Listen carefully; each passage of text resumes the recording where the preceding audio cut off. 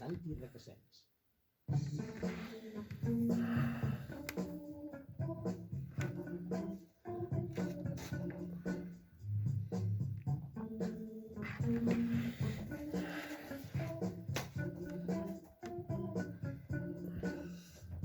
Deu i 23 minuts és el moment de rebre en Santi Requesens, altrament conegut com el reflexionador de la República Samboiana. Molt bon dia, Santi, què tal estàs? Molt bé, però aviso que avui farem un trio. Carai! Farem un trio, Hòstia, posarem dins del mateix què llit, m'has deixat? dins del mateix llit posarem economia, pagesia i incendis forestals. A veure què en surt. Doncs crec que com a mínim, arguments molt i molt interessants, perquè ho dèiem, i avui és un dels titulars dels diaris, ens expliquen que els bombers alerten de l'abandonament forestal, ens expliquen doncs, que l'activitat agrícola ha causat ja 57 incendis des del gener a Catalunya i que els agricultors defensen les seves mesures de protecció i reclamen marge per talar arbres a prop dels seus camps. De tot això i més, perquè ell és pagès, a part de moltes altres coses, en Santi Requesens avui ens porta doncs, a reflexionar sobre un tema, malauradament, de molta actualitat. Els incendis forestals. Doncs, forestal com ets, explica'ns. Mira, avui parlarem una miqueta de dos programes passats, que ja vam parlar una miqueta d'això. Sí. En un programa, parlant d'economia, vam explicar el que és l'efecte papallona, Sí, senyor. que és una cosa estudiada en economia. I que passa en tots els àmbits. I que passa en tots els àmbits. Que havia dit més o menys que una papallona que aleteja a Califòrnia pot provocar un terratrèmol o un tsunami al Japó. Què vol dir això? Que dos coses que aparentment no tenen res a veure l'una amb l'altra, al final acaben tenint una relació directa. I també en un programa més recent parlava una miqueta de què es queixen els pagesos. I això doncs ho visc jo en les meves pròpies carns. Sí, senyor. Que és doncs una normativa absolutament asfixiant, que tens que demanar papers i permisos fins i tot per anar al lavabo. Recordo aquest episodi. Sí. Vull dir, aquest episodi que vam tocar aquí. Que vam tocar aquí. I després, doncs, que clar, que després a molts pagesos els hi paguen la seva collita a misèria. 3 duros. A 3 duros. I el resultat és que, clar, doncs, les finques agrícoles es van abandonant, aquestes finques van sent cobertes molt ràpidament pel bosc i després passa el que passa. Correcte. Passa el que passa. Totes aquestes temàtiques per nosaltres són molt interessants perquè aquí sí que ningú t'ho ha d'explicar, perquè aquí sí que tu ho has viscut i ho vius quasi bé a diari. Exacte. Molt bé. I el tema és l'efecte papallona, té a veure amb cada vegada que compres la mega oferta del supermercado, en poques paraules, si no compres producte de proximitat, la teva caseta de cap de setmana en una urbanització pot acabar convertida en cendres. Déu-n'hi-do. Diràs, què té a veure una cosa amb l'altra? Això no és ciència-ficció perquè ho hem vist en més d'una ocasió. Ho hem vist en més d'una ocasió. Senzillament és el que comentàvem, no? Els pagesos s'han de guanyar la vida. I s'ha arribat a un punt ja en què tot barat. Jo entenc que la gent, la butxaca arriba fins on arriba.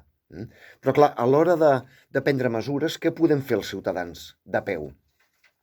Doncs comprar simplement una miqueta més de producte de quilòmetre zero i de proximitat, que és una miqueta més car que l'altre. No cal comprar-ho tot quilòmetre zero si la butxaca no t'hi arriba, però incrementar, en poques paraules, fer que el pagès es guanyi la vida de forma digna. Que al final és valorar el més nostrat. Exacte, valorar el més nostrat.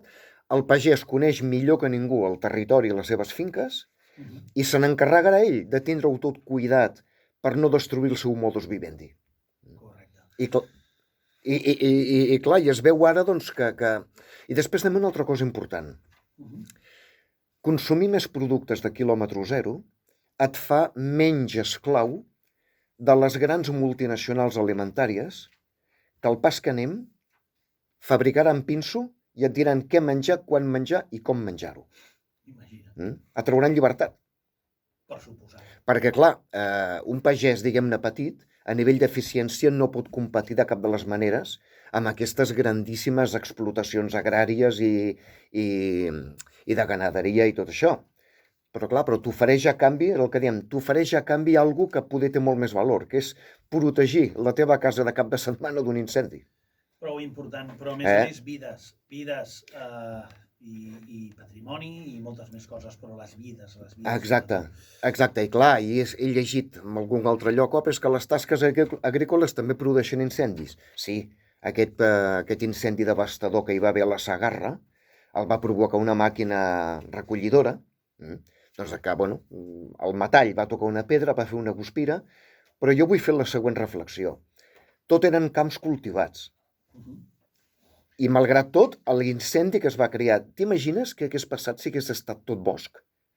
Un desastre. O sigui, un desastre. Encara estaria cremant ara. A veure, els darrers anys, per desgràcia, hem vist incendis descomunals a Portugal i a Grècia. Sí. Estem parlant, Portugal no tant, però que també estem parlant de territori mediterrani. Compte, que això és molt seriós. Clar, jo el que volia avui també una mica és que ens donguessis, ja ho sé que és molt difícil, les solucions més concretes que venen tant de la mà del pagès com de les autoritats. Què és el que s'ha de fer exactament per no tan sols prevenir incendis, sinó fer que estigui tot controlat i que no hi hagi incendis? Perquè fixa't bé amb aquest titular d'avui, per exemple, que deia els bombers alerten de l'abandonament forestal. És que és això. Però també explicava això, que l'activitat agrícola ha causat 57 incendis a Catalunya des del gener. Sí. Clar, dit d'aquesta manera, un diu, hosti, m'estàs dient que el pagès té la culpa de que hi hagi incendis? No, l'activitat agrícola comporta que si no hi ha mesures, passa això. I aquí hi ha un tema, i és que, clar, al juny s'ha de collir el blat, o l'ordi. Sí. I s'ha de collir amb aquestes màquines enormes. Això no ho podem canviar, a menys que ens vulguem oblidar de menjar pa. Sí. El tema és, mira, jo no crec massa en prohibicions i en normatives de... Jo sempre he cregut més mesures. Amb la mano libre. La mà lliure de... Primer de tot, les autoritats. Afluixar una miqueta a la muntanya de normatives que els pagesos hem de complir. Jo a les meves finques tinc molt bosc.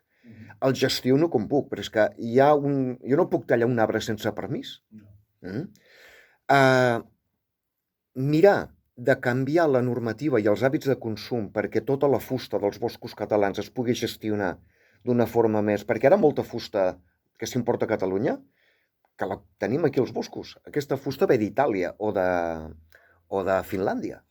Vale que la fusta d'aquí pugui no estar de tan bona qualitat, però és que la matèria primera la tenim aquí. Gairebé el 65% de Catalunya són boscos. Saber aprofitar aquesta fusta, doncs, fins i tot per fer cases. Jo als Estats Units he vist cases de fusta que tenen 300 anys. Totalment. I segueixen allà. Sí, és clar. I després també, clar, això ja són coses que s'escapen més de... Però el que és la gent de carrer, consumir una mica més de productes de quilòmetre zero, ajudar el pagès perquè no tingui que abandonar les seves finques i que aquestes finques no es converteixin després en un polvorí d'esbarzers o de sotabosc o de... Avui una companya nostra del Consell de Sàvies i Savis, tertuliana, doncs avui explicava, deia, escolta, jo crec que el que en sap de tot plegat és el pagès. Per tant, les autoritats, a qui han d'anar a espetegar és a la pagesia, que aquests són els que en saben. I la pagesia demana, entre altres coses, escolti, necessitem que ens permeteu tallar arbres a prop dels camps, en els marges, i nosaltres som els que hem de decidir què s'ha de tallar i com. Exacte. Que al final, és el que dèiem avui. Qui en sap és el pagès. Però escolteu el pagès, que el pagès és l'últim que es vol carregar la natura. És l'últim. Aquí està. I a veure, el pagès, hi ha altres factors de l'equació. Evidentment que les autoritats també compten, evidentment que... Els bombers, que saben que estan especialitzats en tot pla, però comptar amb la pagesia. I comptar amb la pagesia implica, torno a repetir, que es pugui guanyar la vida amb la seva feina de forma digna, que no tingui que abandonar els camps i es converteixi en un polvorí, i sobretot això que deia que pot semblar poc important, però per mi ho és molt. No deixar que al final el que mengem estigui en mans de 3 multinacionals. Compte amb Al això, final- perquè aleshores ho patirem totes i tots. No, al final serà perdre totalment la llibertat i, bueno, doncs seran una empresa situada a jo que sé quin lloc que et dirà el que tens que menjar i quan. I quan? Mm? Sí, sí. I això- Ja ho pots dir-ho, I això amb el mercat de les llavors de la pagesia ja està passant. Les llavors que es planten avui en dia per les verdures que mengem, aquest mercat està controlat per 4 empreses. Monsanto, Bayer i 2 més. Ja. Escolta'm, Santi, a nivell particular, quasi bé t'ho demano una mica així a nivell, insisteixo, arguments teus, vull dir que aquí no cal ni que siguis objectiu. Ets optimista o ets pessimista en quant a les maneres de gestionar totes aquestes temàtiques i amb els incendis que puguin haver-hi? Creus que al final arribarem a una conclusió? Creus que això al final s'acabarà amb això? Soc realista, no m'agrada demonitzar ningú. Incendis a la conca mediterrània sempre n'hi ha hagut i n'hi seguirà havent, però nosaltres, autoritats, pagesia, la gent de carrer, Sí. podem fer entre tots petites coses que marquen la diferència. Aquí n'hem parlat altres vegades ja. Si ho fem 4 gats, no anem enlloc. Si ho fem 4 milions de gats, canviem el món. Déu-n'hi-do. Al final aquesta és la meva... Sí, suposo que... El consumidor final és el que té la clau de tot. A tots se'ns regira l'estómac i per no dir altres coses quan veiem aquestes escenes amb aquestes Tremendo. columnes de foc impressionants i suposo que tu ho pateixes i quan veus aquestes coses, doncs evidentment és com si t'apallissessin. La veritat és que sí. Ja em perdonaràs l'expressió. La veritat és que sí. Sí. Però bueno, que torno a repetir, la teva cistella de la compra i els teus hàbits de consum són una eina més poderosa del que et penses. Doncs, Fins i tot amb incendis forestals. Sí. No, és que vols que t'ho digui? Aquest seria el titular d'avui. Pues sí. Te'l compro. Sí. La setmana vinent parlarem de coses ben diferents, que ningú s'espanti. Parlarem de política nuclear.